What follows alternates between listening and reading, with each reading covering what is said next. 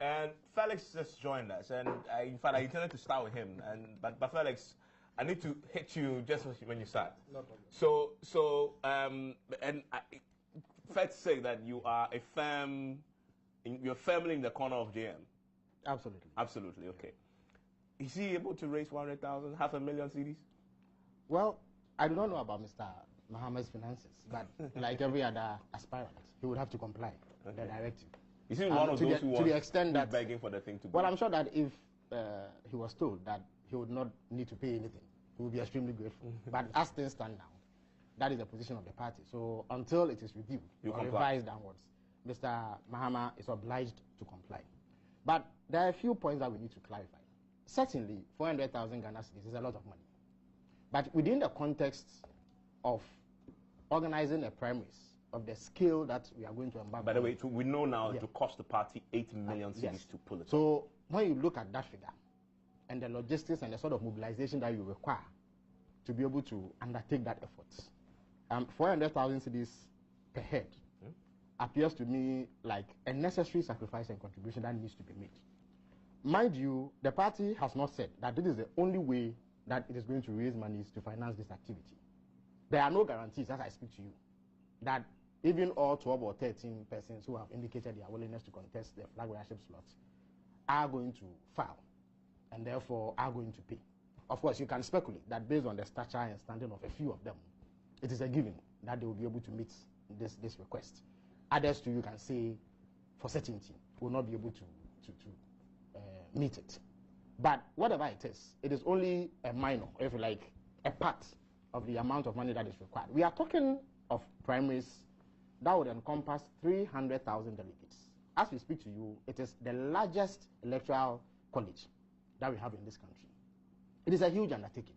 You have people coming from 29,000 branches, 9 branch executives, both elected and unelected. In addition to this, each of the 275 constituencies has to bring 28 people.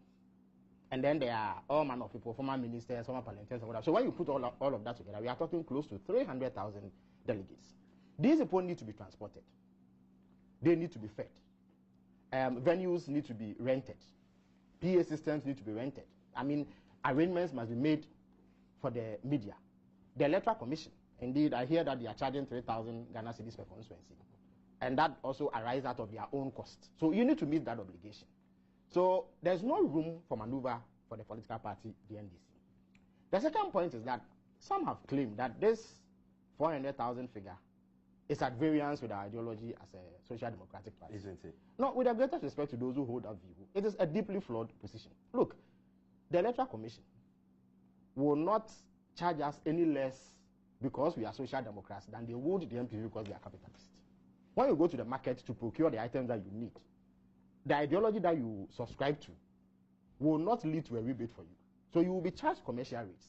So there's a certain reality, an objective one at that we need to face as a party. I guess the argument is that if you're a socialist party, you appeal to the masses. Yes. And so in raising funds, you go to that route. Yes, but the point is that... But you see, what the argument is that what this...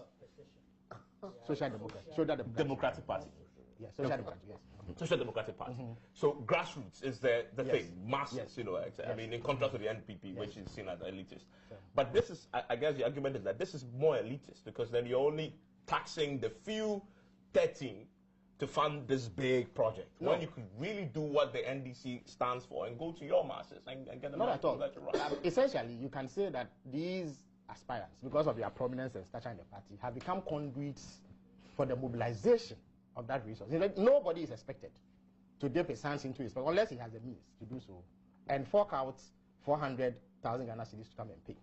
In fact, despite the complaints that have come from some of the aspirants, I don't know whether you are aware, various fund mobilization efforts are underway. Yesterday I saw Mr. Alabi, I just read it out. Yes. I read something from a background supporter. I don't know whether it is entirely accurate, but if it is not accurate, I can be forgiven. I'm repeating what I saw, indicating that anybody interested in contributing to that effort should come to the headquarters, his campaign headquarters, and do so. I'm aware that the JM campaign will soon launch an official shortcode through which contributions can be made. Indeed, 96 parliamentarians who support JM have already launched a shortcode And indeed, they say that if each of them they pays, open an account. Yes, if each of them pays 4,300 cedis, the figure will be covered. Yesterday, our former constituency chairman for Ashaman, who is a businessman, volunteered to pay half of the amount, 200,000 to JM. To JM, because he believes in his cause. Indeed, earlier in the week, when JM went to Asawasi, the Asawasi constituency said that irrespective of the amount that is charged, they will be willing to pay for the forms for JM. That's 20,000. Absolutely. I'm also aware of a group of 420 people, and I'm part of that group. That is saying that each of us will pay 1,000 Ghana cedis, which will cover the amount. So we may well end up... How many of you again are you? 420. Okay, that in itself alone will cover this easily. So we may well end up getting far more than the 400,000 that is being sought. But the point I sought to make is that this is an implicit admission by the candidates themselves that they are not expected to dip their hands into their own pockets or coffers and bring other money, and that they can use various structures within the party and various fund mobilization efforts to realize this money and pay. Apart from that, there's also an argument that by virtue of asking people to pay 400,000 Ghana cedis, we are basically mortgaging the party to the highest bidder. In fact, that is Babing's point of view, that the NDC will not be sold to the highest bidder. I beg to differ. What do you call it? Evans, you know we've held 2 primaries already. We've held the Youth and Women's Congress, and then recently the National Delegates Congress that elected our national executives. There is a team, a finance committee of 5 people, who have raised funds for that effort. Now, if you look at the amounts of monies involved, averagely, each of them has raised far more than the 400,000 Ghana cedis that the aspirants are being asked to pay. Now, it cannot be argued that simply because they have raised that level of funding, then the party has a mortgage. I'm sure you don't even know the members of the finance committee. So how can an argument be made that merely because you pay a certain amount of money to contribute towards an exercise, the party has been mortgaged to you? I think we need to be objective. But don't you also agree that the 400,000 cedis will price some of the aspirants out of the race? But the point is that price them out of the race. You see, one of the most compelling arguments that has been made in this debate has come from Professor Jampo. And he has said that, look, when you aspire to become the president of Ghana, you must come to the table with some gravitas, some stature. You must be able to sell your vision such that people believe in it. Like we believe in JM's vision and are willing to pay 1,000 Ghana cedis on our own across 420 people. Like millions in the U.S. believe in Obama. Absolutely. And $1, right, Hillary Clinton raised close to $800 million in the last effort. It was not her money. But if you want to be president of Ghana and you cannot demonstrate a capacity to convince people to buy into your vision so that they will be willing to make minor contributions to help you raise funds, then it's a problem. Look, I think that perhaps one of the unintended consequences of this whole affair is that it will create a platform for a frank discussion of political party financing. Every political party, and I'm sure Pius would agree, that has contested this election knows that for the presidential elections, I mean on a national scale, you need tens of millions of dollars to be able to do so. Yeah. It is not the candidate's money, but he leads the effort to go out there and look for the money to ensure that the campaign is waged. Yeah. Now, if as somebody who wants to aspire to the flag bearership of a major party like the NDC, you cannot mobilize 400,000, then questions have to be raised about your propriety. And assuming you are elected. Absolutely. And now you go into the real game. Absolutely. You're really going so I'm quite surprised that Mr. Bagbin holds that position. I don't think that it is entirely accurate. And to the extent that he himself, there's a caveat, that if it is not accurate, he's free to correct me, that he is even making the effort, and others are making the effort to mobilize that amount of money from various sources. And people talk about grassroots. The people who have indicated their willingness to support are also grassroots members. And therefore, we need to cut through the idealism. There's a lot of idealism at play here. We need to be realistic that despite our ideology and philosophy, there's a cost to be met. And in today's Ghana, where there's unanimity about hardships and the rising cost of living, there's nothing that the party can do beyond the effort that it is making. But the party has not ceded its role as a key fund mobilizer. The party is only asking prominent persons who have shown interest to make a contribution towards hosting an event with a huge capital outlay.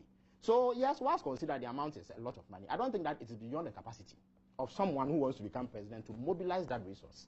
And you may find that we may even realize far more money than we intended, which would be great, because then it will ease the burden that we have to carry when we move into the, what do you call it, as for the regulation that is required. Of course, to the extent that the relevant authorities feel that there has to be regulation, why not? But as we speak, it is an unregulated environment. So the NDC has breached no law.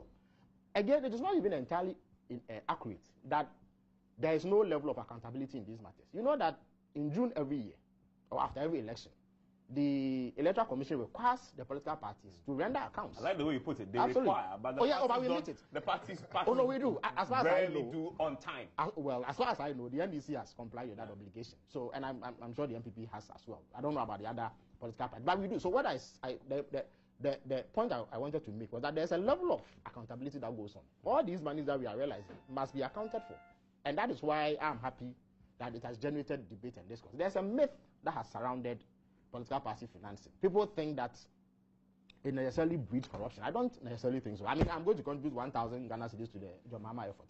How does that 1,000 Ghana cedi entitle me to any corrupt, opportunity? But a Sherman chairman, is that Sherman chairman? Yeah, former chairman. Who's going to contribute 200,000? Well, he's a businessman. He can afford it. Exactly. Why? There are he's a businessman. Why? The likes of... Why? Is he for that Christmas? No, he's not. But he believes in the cause. But why? There are people who donate millions. Yeah. There are various interest groups who donate millions. Back. No, he has not indicated that he wants anything back. But that is the problem. No, you see, the amount that he contributes will not preclude him from the same opportunities that every other Ghanaian is entitled to. That's not true. Why is it not true? What is the objective evidence that you have? But the point I'm making is that the man on his own volition says that, look, I believe in your mama. In the 2016 campaign, I branded my four-wheel drive in his pictures. I am absolutely in love with the man's vision. So this is my contribution. So he's just doing it because he loves the man. But I'm saying that it will not entitle him legally to anything more than you will be entitled to. He's not entitled to do anything. But it puts him ahead in the queue. No, but that is only it is only speculation. No, what I engage in is really speculation. Until we have until we have concrete evidence. Why? But we see people in this country who got contracts because they were party financing. Yeah, but there are people too who have come nowhere near party financing and have contracts. But I'm saying, you see, the problem of corruption is a much deeper one. Maybe on another platform we can discuss. No, but we need to discuss it. Yes, I agree. As part of the conversation. Yes. So you can put in place mechanisms to forestall that. Maybe deeper regulation. What have you? But in the MPP primaries of 2014, I recall that at the last minute, Nana Akufo-Addo had to pay 600,000 Ghana cedis to bail out the party over issues of transportation or so. At the time that he did that, it was necessary for him to make that sacrifice. There were other contestants in the race who perhaps did not have the capacity to mobilize that resource within that short time. But Nana Akufo-Addo did it. I'm not sure it may have given him an advantage because the delegates would then see that he's a much more serious-minded person, that he is the one who possesses the wherewithal to mobilize resources to prosecute the campaign. But I don't think that it can be said that at that stage the party had been mortgaged to him simply because he made that contribution. So, in a nutshell, the debate is okay, but let us separate the idealism from the realities. The reality is that we have a huge bill to meet. And so every effort, to the extent that it is legitimate, that we can embark on to finance that activity, must be engaged in. And I completely disagree with these claims that we have lost our bearing as a social democratic party, or that we are mortgaging the party to the highest bidder. It is simply not true on the evidence of the facts available. I'm waiting to hear what the founder of the party will say once the aspirants who say they are meeting to petition him and he gets to speak. Well, let me add before you go that. Yeah. Well, I mean, if the aspirants feel that they want to petition the party to review, they are entitled to do so. I'm sure the party will give them a hearing, and to the extent that their case is sustainable, why not? Yeah. But up until the time that is done, the JM campaign and all other campaigns have indicated that they are going ahead to mobilize the resources to pay up so that the party can have its Congress. Pius. Yeah, it's you can't have a complaint about 400,000. When you have a party that run a Congress and your aspiring chairman spend millions buying vehicles days before the Congress, it amounts to the same thing. No, it doesn't. And these are two different scenarios. The narrative around the scenario that you discussed is different, and I will take time to explain it, but allow me to say good morning to you and my colleagues and our cherished viewers and listeners. I am particularly saddened by this development, and ordinarily my attitude would have been that this is an internal NDC matter and that we should leave it to them to decide upon and invite the good people of Ghana to watch what the NDC is doing. But to the extent that it is indicative of, and the NDC is an opposition party that is positioning itself as an alternative, to the extent that the people of Ghana need to know how the NDC functions, their creativity, how they mobilize things, and that these have replications and implications on how they do govern this country when they take over. I think that I'm also interested to discuss this matter. But before I get to that, I think that I have to put it out strongly that the General Secretary of the NDC put out fake news. Pius, you have to forgive me. My technical team says that they have a slight challenge with the microphone, so we'll correct that and then we'll come back to you to make your fundamental submissions. But so far, all that he said is that he believes that there's an issue there because as a political party, they are a constitutional organism, and therefore they cannot fundamentally interrogate. You cannot say you will not interrogate what they do internally because what they do have implications for national policy, democracy, etc. And that's where he's starting. We'll come back to Pius for him to expand on this shortly, and also hear from Abdul Malik Kubako. We'll take a short break. When we return, we'll delve into the other matters and then ask the fundamental question that others have raised this week, which is that if you cannot raise 400,000 cedis, then you have no business even aspiring to lead this great country. Where do you stand on that conversation? You can share with us on our many social media platforms. Stay with us. This is Newsfile. I think it is an environment we should regulate. If we leave it open-ended, we are going to have a big problem in this country. But what you say to the other argument, which is that what the NDC has done is actually the best way to grow a proper democracy, where you only get people who really are up for the game, who have a groundswell of support, people who just don't support them by paying lip service, but are willing to put money into the person they believe in. In other words, that argument goes, if you have 1 million cedis as your filing fee, and the guy can go around the country like Obama did and crowdsource that fund and raise a coalition of people who believe in him, that is the kind of person who, I guess, when he's elected, will represent the people's view, because he was put there by people who put money into his campaign. I'm raising that because one of the aspirants, a day after this was announced, seemed to be doing just what I'm saying. Joshua Alabi sent around posters of him asking people to dial a certain number to contribute monies to donate monies to his campaign. And look at what he said in that poster. He says, I intend to tackle corruption by first tackling the funding of political campaigns. That is why I have decided to build this mass movement on the convictions and donations of the Ghanaian citizens. This is my pledge, that my allegiance will be to you. He's telling you indirectly that I'm going to deal with corruption. And so I'm not going to use the regular channels of going and getting some corrupt business guy to give me the money. I want you to help me. If you believe in my campaign, put money into my campaign. That's how I'm going to deal with corruption. Isn't this why we need such high amounts of money? To force people to go to the people and say, if you believe in me, invest in me. Well, we've got it wrong then. Because funding an individual's primaries is an individual affair. The people he or she goes to for the money, we may not know them. As soon as this person wins the primaries and becomes the party's candidate, it becomes the duty of the party to do the fund mobilization. So if stage one, you want the person to pay this high amount, ask yourself, where is the person getting the money from? That is the unregulated part I'm talking about. That argument seems to be based on an assumption that the only place to get the money is through business people and corrupt people who might come later on to make demands of them that will make them corrupt when they're in government. No, that assumption is rebuttable. But that's what you think. No, I am suggesting that we should know where they get that money from. Yeah. If we are pegging it at 400,000, we should make sure that they declare the source. That is very important. Because if you ask me... So that's where the regulation comes in. That's the regulation comes in. Disclose and declare where you raise the 400,000 from. And make sure that that money is coming from a very credible source. Once the person wins the primaries and he becomes the party's presidential candidate, then the fund mobilization process becomes the duty of the political party.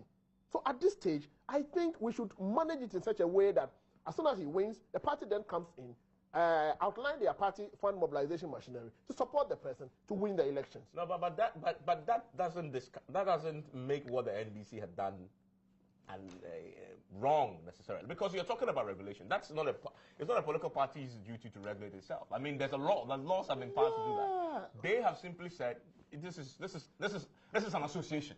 This is an association. If you want to lead us, this is how much it will take for you to do it. if you say we should pass a law, that's up to Parliament and the people of Ghana to decide. And we need a law to regulate how aspirants seeking to lead a political party raise funds. Yes, Evans, I will not fault the NDC. We don't have the lawyer. No, I will not fault the NDC in any way for pegging it at 400,000. Okay. I'm faulting those who are accusing the NDC for pegging it so high.